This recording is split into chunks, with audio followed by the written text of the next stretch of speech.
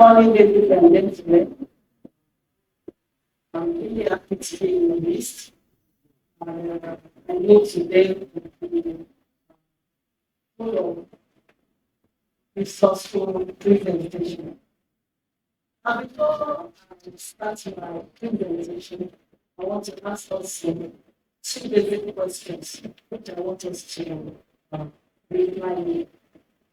I want to ask us, how many of us have a bank account? At least we maintain a bank account. How many of us? Okay. So why do we maintain the bank account?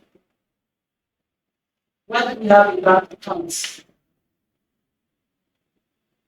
I want you to answer me. For saving it, we keep our money there so that when we need the money, they are there for us. We can withdraw them. So how many of us now have a library card or you have registered with the library? That's good. That's good. For many of us that have not registered with the library, I want to tell you that what we are doing in the bank is exactly what we do in the library. Because in the library, you are keeping your wealth for resources, which is information. And this day, information is wealth. So if you don't have access to information, or you might not be able to create wealth for those that have made it to life, it is because they have right information at the right time. So please, I want to invite you to register with the library. We have a lot of resources there, and they are meant for you. And if you don't use it, that will mean waste of resources. There won't be return on our investment. And the investor has spent a lot of money to acquire that sources there so that they can be useful for you. And when you use it, you come out better. Now we want to talk about literature search and database usage. Literature search and database usage. Many of us will say, what is literature? So we will be using it. They are both written and we have access to them. But I want to let you know that in the academics, literature means the formal writings that are meant for scholarly purpose. They are academic writings that are meant for scholarly audience.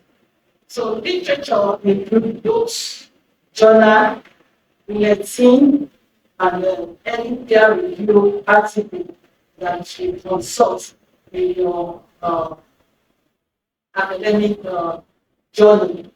So in academic literatures can include any academic writing, whether in chemistry, biology, sciences, arts. It is not only arts. That's what I'm trying to bring out. So when you talk about literature, we are not referring to literature books.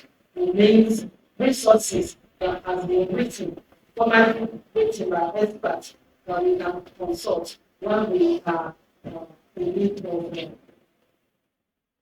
information. And why do we need to search for literature? As researcher, you agree with me that this day will talk about information overload. There are information everywhere.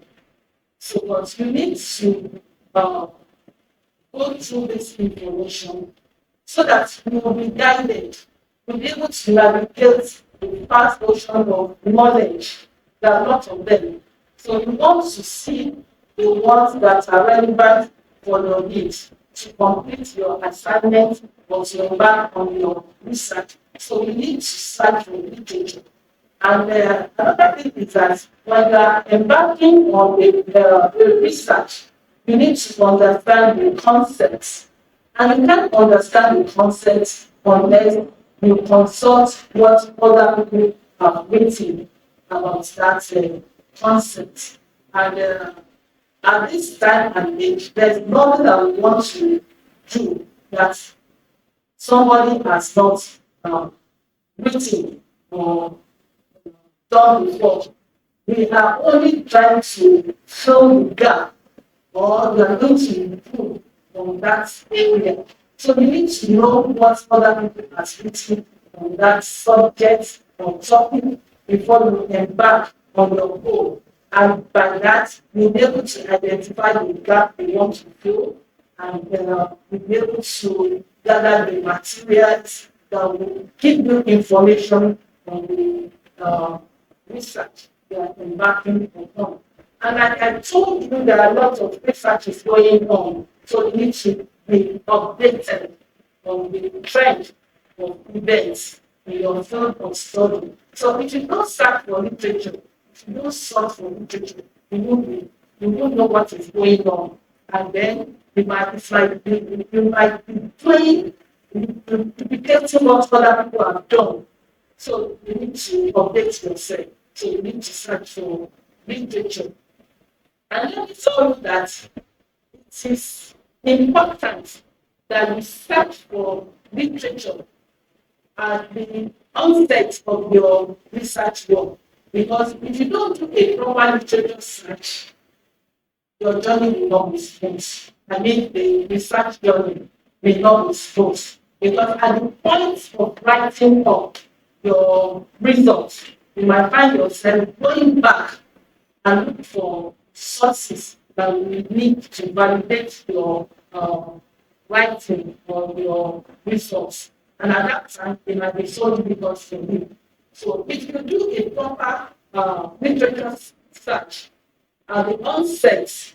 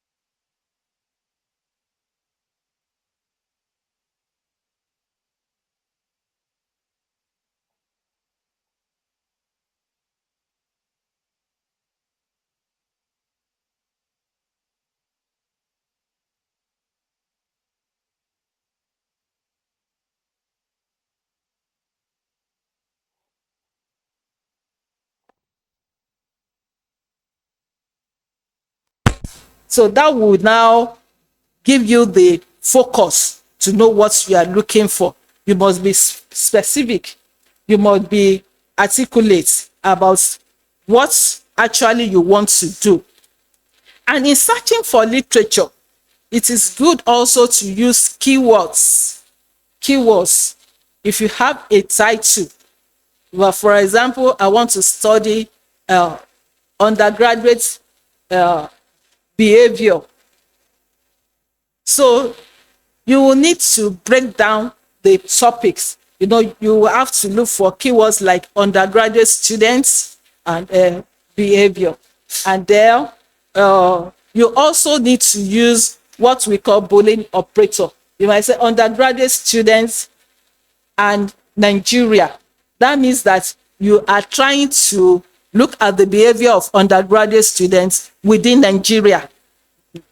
And you might say undergraduate students in Ogun State, not Oyo State. So it's like you are putting a limitation. You know, by the time you are doing this, you know, you will just it will bring the exact it that will be relevant to your own usage. But if you don't put this limitation and filters, you will generate a lot of it that will even become a problem for you to start putting them down. But by the time you are putting all this, you are using the right keyword, you are using limitation and filters, you will get the exact information that you want to use that are relevant for your usage. Then that's now take us to what we call quality assessments. While you are searching for literature, you also need to apply quality assessments. And this has to do with credibility. I want to let you know that it is not all sources, even that are available in the library, that are useful for you. You know, and on the internet, there are lots and lots of information there, but most of these sources are not credible. So if you are searching for materials in chemistry, you need to know the authorship. You know, are this author known in your field of study? You know, are they relevant to what you are talking about? Then you look at the publisher. Is it a credible publisher, or a what we call some people a plagiarized publisher these days? They're just publishing for profits. You know, is it for academic? Is it just somebody that is publishing because he wants to make profits? These are what you will check while you are searching for literature, so that you will know those ones that are credible, reliable sources that you can use, apart from those that are just there. And then while you are searching for literature, I want to admonish you that you should keep a record of your search. Keep a record. As you are looking onto the internet, downloading some materials, take the title of that material, the date, the location, maybe the publisher, so that even when you get back after some time, you cannot find them, you still have some information that you can fall in, so that you'll be able to locate that material elsewhere. But if you are just, even in the library, when you are searching for materials in the library, it is important for you to keep a record. Keep the title. We call something the core marks at the side of the books. Those are the information that will let you locate the exact materials when you really want to get used to it. But while you are searching, you are just searching, you are just saying this one will be useful for me, this one will not be useful. So if you have not taken the record of those ones that will be useful for you, when you are now ready to sit down and use those materials, you keep going back and looking for them, and it will not be worthwhile. So there are some sources that you can use to search for literature in the library or elsewhere. So, and that is why I said they are online. These sources are online as well as offline in the library. And some of them, I've put them on the screen for you. We have what we call indexes, abstracts, bibliographic, references, and database. There are still lots of them, but I will just mention all these ones here. And I have brought a copy of them for you in case you want to see how it looks like. When we are talking of an index, indexes are used to retrieve information from recorded knowledge. You know, there are lots of literature there. And what we in library and information science field is that we manage resources, we manage information for you, so that you will be able to get back to them. You know? Let me give you this example that I normally give to my students. Okay, if you have a wardrobe, and every time you wash your dress, you just pack them and put them in the wardrobe without organizing them, and every time you want to use them, you keep now searching from the top to the bottom. You first of all, you waste your time, you waste your energy. And that is why this index is what it has done is that they are usually listed alphabetically or numerical, so that when you are looking for a particular source, you can get to the index, look through them, and then lift some information. The index will not give you a detailed information about the source. It is just like a map of the available resources or sources that you can use. So you can get an index in the library or online. They're there for you. Look at them when at the time of your literature search. If you look on the screen at the left corner there, you will see what we call a catalog box. And what we have done is that to put together all the resources that are available within the library. So, and nowadays, they are also online. We call them OPAC, Public Asset Catalog. So you can't just click on them with your keywords and search for the materials that you will use. And another thing is that your Google search is the kind of an index. You know, when you put your keyword on the search engine, it will generate a lot of hits for you. So when it generates a lot of hits, you can now begin to now see, okay, I'm using this one. It is that when you have picked the one you want to see, that is the time it will now take you to the full test if they are available. And that is also what the library catalog do for you. When you search through the library catalog, we have a subject index, we have author index, and we have subject. It depends on how you want to go. If you know the title, there's no need for you to go through the author. Just go through the title and locate the title. If you know the author, you can use the author index. And if you don't know the author, you can use subjects. Like you can go, if you are searching for something on biology, you go to where you will find subjects on biology. If you are searching for something on chemistry, you can use that. And by the time you use all this one, like I told you, they won't give you the full information. They will just take you back to the location where you can get that source. And we have some, I will still let you see what an index look like. Also, we have abstracts. Most of us, this word is not strange to us because we sometimes submit public proposal for publication. They will ask for abstract. But in this case, the abstract we are talking about is a brief synopsis or summary of the most important points that the author has made in his writing. And all these abstracts are put together by information professional so that it will aid you when you want to search for your literature. So the abstract as well will not give you the full information.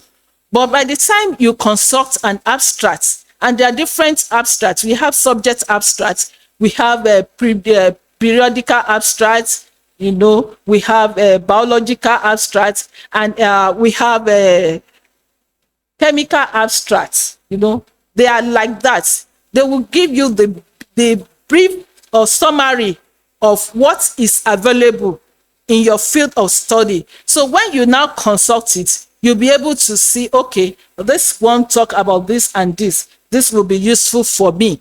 And it also helps you to be updated in your field of study. You don't need to read all the things before you get the literature that will be useful for you. So, but the abstract will give you the key points, the methodology, the system that you can embark upon while you are doing your research. And that is why they are important. So you can use abstracts to search for literature. Also, references. References are those lists of sources that an author used for his or her write-up. So when you are using your journal or journal article, you can also see the list of references at the back of the write-up. And from the list, you will see the author, the title. So you can also decide that, okay, I will use this one. This material is useful for me. So references are citation sources of information that will be useful for you while you are searching your literature as well. So we also have what we call bibliography. Bibliography is like reference, but it's more detailed than a reference. Reference is not at the back of the write-up. They are purposely compiled to aid researcher. So it's when we talk about reference bibliography, it means that a list of material that are available in a particular field of study, a list of sources that have been published over the year in a particular discipline. So we have different types of bibliography as well. And every bibliographic reference has this following. They have, you will see the author's name, the title of the resource, the publisher who have published the source, and the date of publication. So when you get all this information, it can lead you back to get the right literature. Now let's talk about the database. The databases are organized collection of structured information or data that are stored electronically or within a computer. So I want you to underline the word structured information. So any database is not just any information that you get there. They have been compiled, they have gone through peer review, they are purposely brought together. So, and it provides access to a wealth of useful research material from academic journals, newspaper, magazines, ebooks, and other academic sources that you can think of. There are many databases, like I've told you, and I will just talk of about 6 of them here. We have what we call open access databases. These ones are open to everyone. Anybody can use them. They are not restricted. You can find them online and you can use them. And we have closed access. These ones are subscription based. You have to pay a token before you can access them. Also, we have what we call bibliographic database. Like I was talking about the bibliography before. It will only give you the key information that you can use to get back to the original source, but it will not give you the full text. And we have also the full text database, and this most of them are available for us in this university. The full text will give you the key information as well as give you the full text of the material, and there are subject specific. Like I said, there are some databases that are related only to an aspect, a topic, biological databases or agricultural databases. We have a lot of them in agriculture, like Agora, Inari, all that kind of thing. And we have the multidisciplinary ones that you can contact them, whether you are looking for science, whether you are looking for art, whether you are looking for commercial. They are interdisciplinary. So they are there to help you when you are searching for literature. Now, let me talk about the advantage of using these databases for research. I told you that they are purposely compiled. So it is not just any information or any source that you can find there. You will be able to find reliable sources because they have gone through peer review. They are meant for academic purpose. So the sources that you will get from this database are reliable. You can rely on them. They are factual, and they are trusted materials that you can use for your research work. Also, while you are using this database, you will be able to see the pattern of citation. There are different referencing style. So when you use any of these resources from the database, I told you they are academic material. So you will see a particular style of referencing, whether you are using the MLA, which is the Medical Library Association citation or referencing of or the APA or Chicago style. Any source that you are using within this database, they have been packaged and you can see the pattern of the citation. Then I'm talking of accessibility here because the university has been magnanimous enough to acquire a lot of databases for us. And because the university have acquired them, we have paid for it and they are accessible to us. So access to them are guaranteed. Now, we might say, okay, I know some people that say, I don't need to come to the library. I get all my resources on the internet. But, you know, there are some things that are, like I said, an advantage that you get when you are using the database. The first thing is that anything that you use from a database, you can be sure of the authorship, the authority.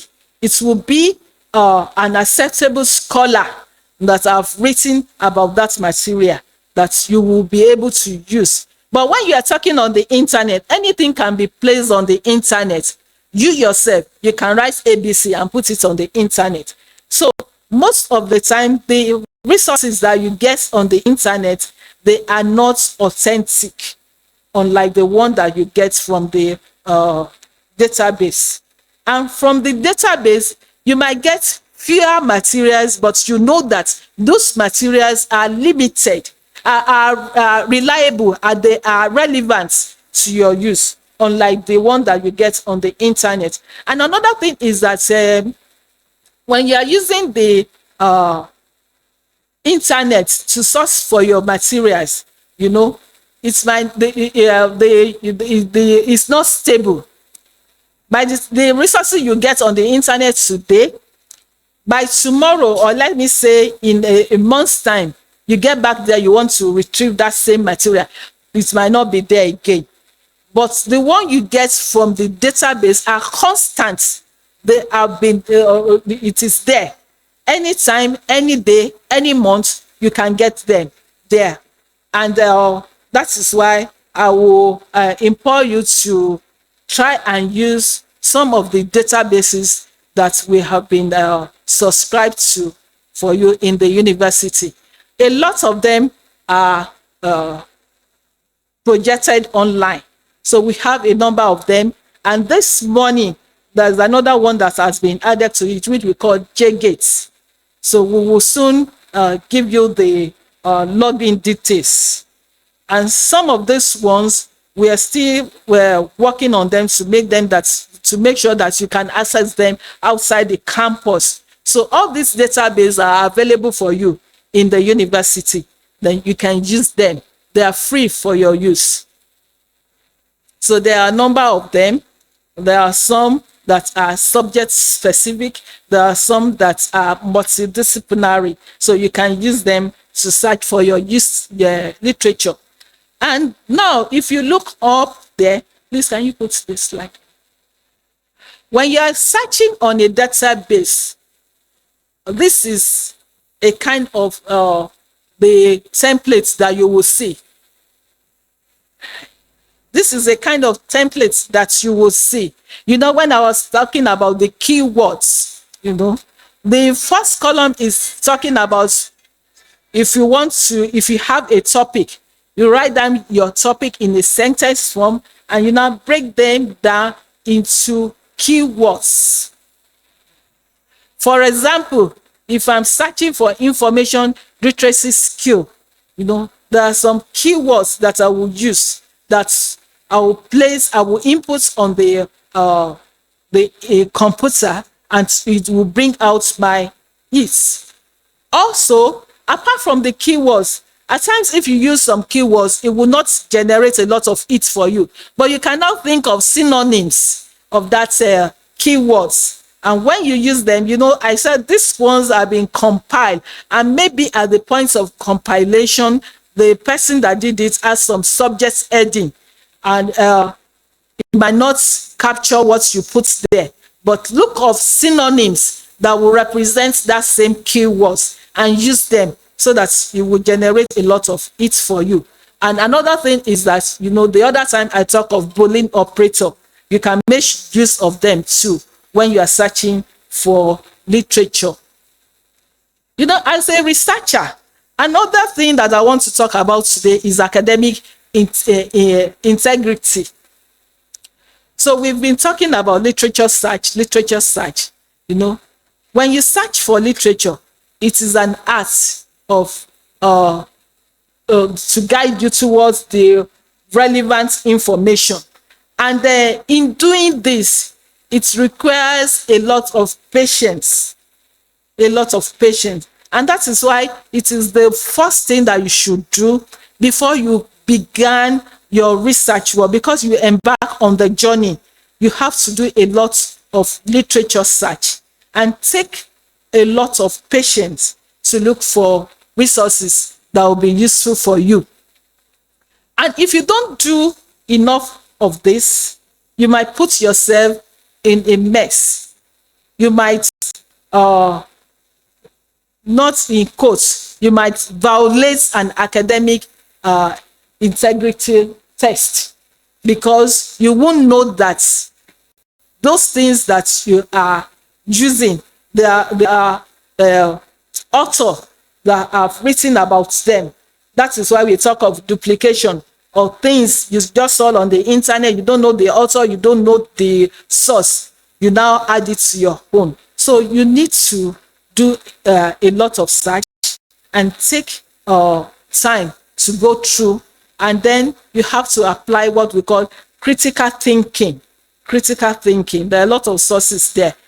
And now I talk of academic integrity. It is not just a concept, it is a responsibility that each of us as researcher we carry in our academic setting. You know, we are academics, and then whatever we are doing, we should have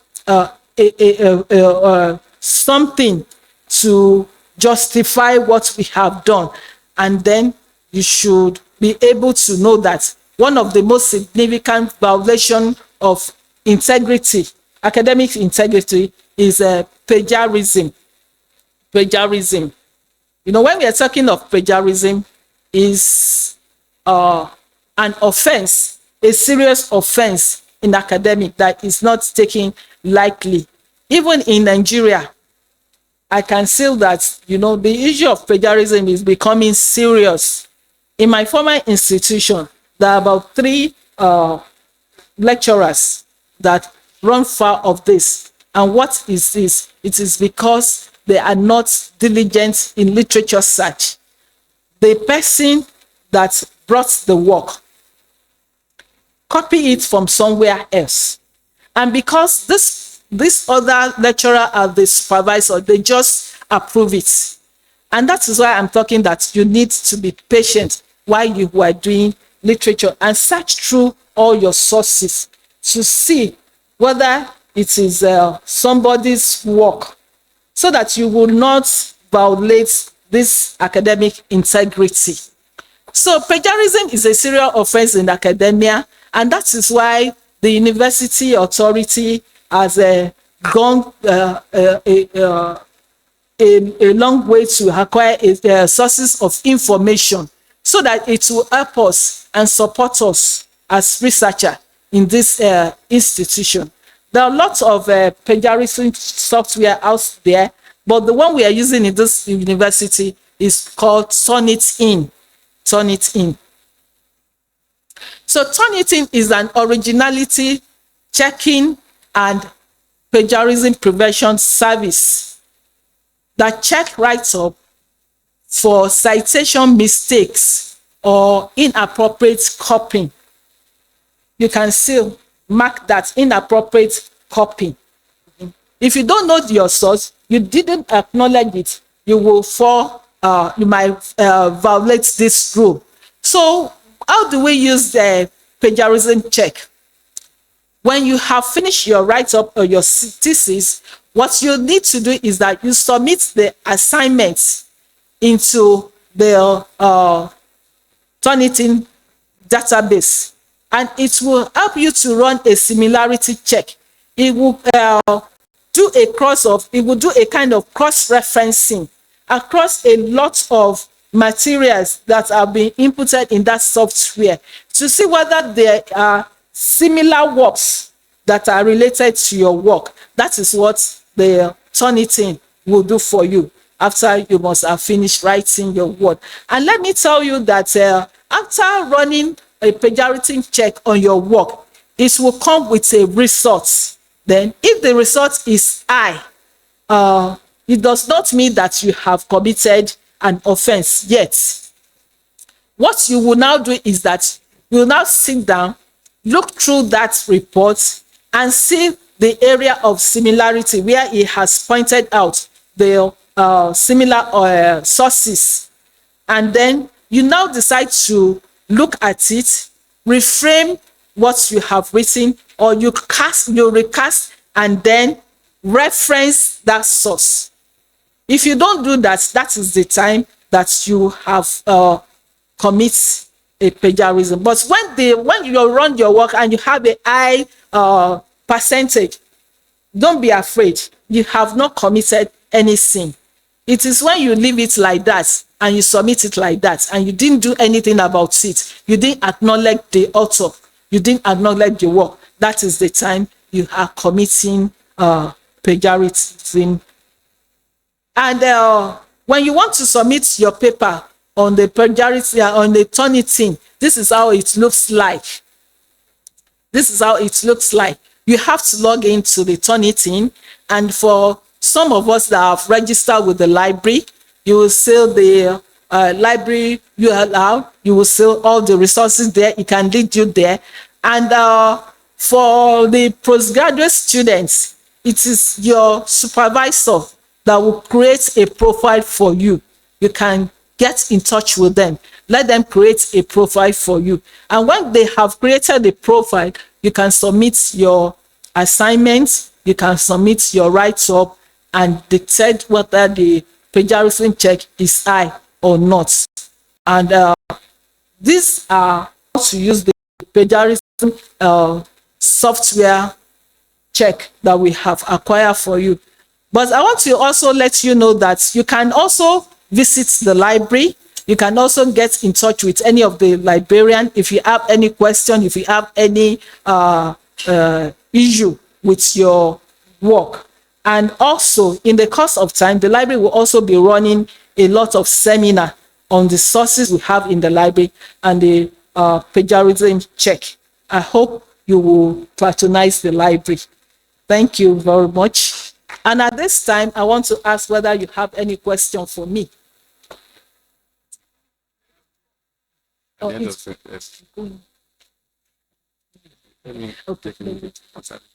Okay.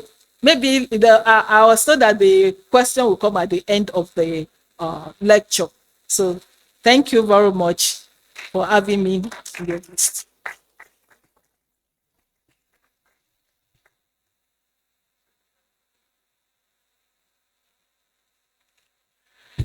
Thank you very much, Mark. And we appreciate the University Librarian once again. Of course, I was trying to look whether the professor was having a tape recorder here, because everything as if it was pre-recorded. You know what the professor means, so you can appreciate that today. Thank you very much for that beautiful presentation. Those of us at the back there were even capturing so many things, and we have recorded. That is very much, ma. Thank you, ma. Quickly, the University Librarian will soon be taking her leave. Of course, there are other issues to be attended to as a member of the university management. So we want to entertain one or two questions if you have that quickly, so that we'll do that and before going to the next topic to discuss here. Do we have any question? Okay, quickly, we will appreciate that. Come forward, please, and your name and your department, and quickly you ask your question.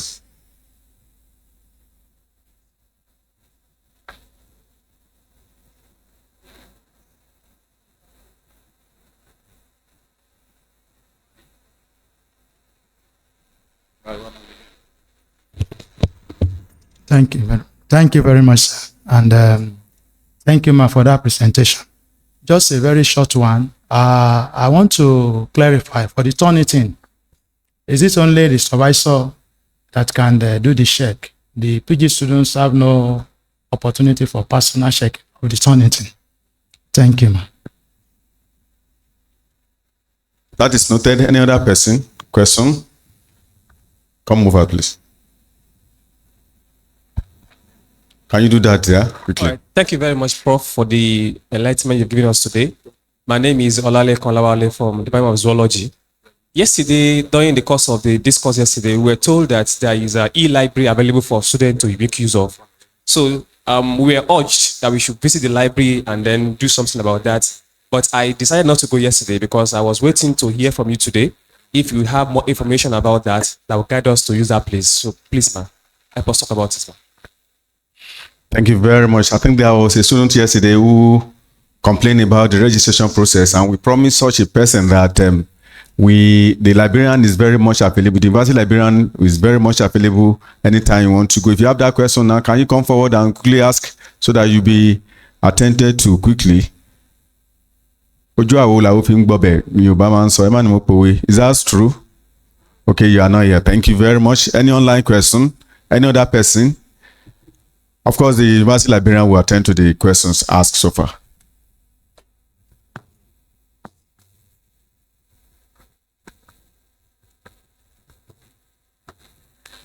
Okay, for the Turnitin, for now, it is still the supervisor that can create a profile for you. But once you have been created, because they are the instructor, that is the license we have, they are the instructor. But for every student can approach the supervisor to create a profile for her or on the Turnitin. Once they have created the Turnitin profile for you, that is the password and your user's ID card, and you have been registered, you can do it on your own. And this morning, we have taken a decision in the library that we will create a profile for all the postgraduate students, irrespective of their supervisor too. But that one is about to happen. But for now that I'm talking about, it is still the lecturer that can create the profile. But you can run it once they have created the profile for you. You can run it anywhere, irrespective of the supervisor. But for the one that you will now submit to the university, that one we have to come through the PG school. So there are differences.